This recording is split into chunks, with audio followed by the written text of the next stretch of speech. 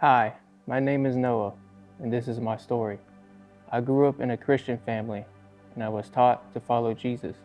I viewed God and eternity as something like a fairy tale, something I had to accept to avoid disappointing my family. When I was younger, I went to church every Sunday until my grandpa got sick.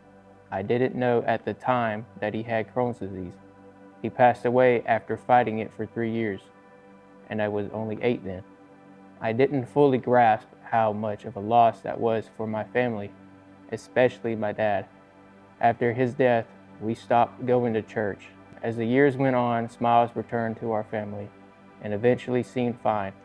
When I turned 16, I wanted to go back to church. My brother and I started going back, and we were happy. One day in my youth group during worship, I felt God's presence for the first time. Without thinking, I fell to my knees and bowed my head and cried. This was the true presence of God. After that, I dedicated my life to the Lord, wanting to pick up my cross and follow Him. After I got saved, I felt full of light and joy. 2 years later, I noticed I wasn't the same as I had been when I first followed Jesus. I fell into lust, started cursing again, and got annoyed with everyone. Eventually, people began to distance themselves from me. I blamed God for everything happening in my life and to those around me without realizing it was due to the sin I held onto. As time went on, I stopped reading my Bible and praying. My relationship with God became one-sided.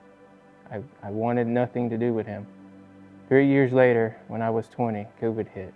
One day, my brother came home with the virus, and my stubbornness led me to think it wouldn't affect me.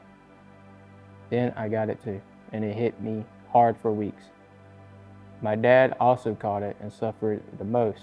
He was placed on a BiPAP machine, and all we could do was call and FaceTime.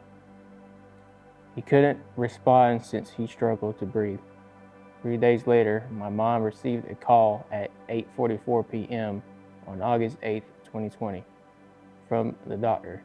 They had found him unresponsive but managed to revive him. Later, we learned he had COVID and pneumonia, and they needed to place him on his stomach while on a ventilator. He suffered 8 strokes while lying on his stomach. The doctor told us that given his brain injury, there was a good chance he wouldn't remember us or possibly be brain dead. I couldn't believe it. I kept asking God, why give me these things, these blessings, only to take them away. I didn't understand but fell into blaming God. Eventually, I stopped doing that and prayed for the first time in 3 years, asking God to save my dad and give me another chance with Him. Miraculously, my dad woke up after spending 3 months in a unit. I was overjoyed. Even though he couldn't talk, he still remembered me, and he wasn't brain dead, like the doctor said. I was so focused on my dad's recovery that I neglected my relationship with God and tried to manage everything myself. 4 years later, it's just been my mom, my brother, and me taking care of my dad. Though he could still remember us and smile when Alabama scored a touchdown, he still couldn't talk to me. I wanted to give up. I pushed everyone I loved away, and I fell into deep depression. It was hard, and I fell into deep loneliness, unable to start a family because of my dad's condition. I returned to church, but it didn't feel the same. I put on a fake smile for everyone while secretly seeking help. I tried various churches, hoping to find that feeling I had at 16, but it didn't happen.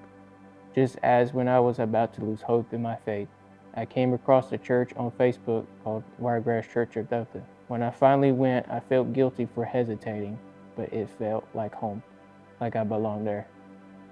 That overwhelming feeling from when I was 16 returned after 5 long years of anxiety and stress. I felt God again. I want to thank God for everything He has done for me. He means everything to me, and I want to dedicate my life to Him. As I prepare for baptism, I want to show that no matter what life throws at you, Jesus is always there to help you back up. So today I am leaving my sinful past behind. I am fully committed to following Jesus, and I want everyone to know that I trust him as my Lord and Savior.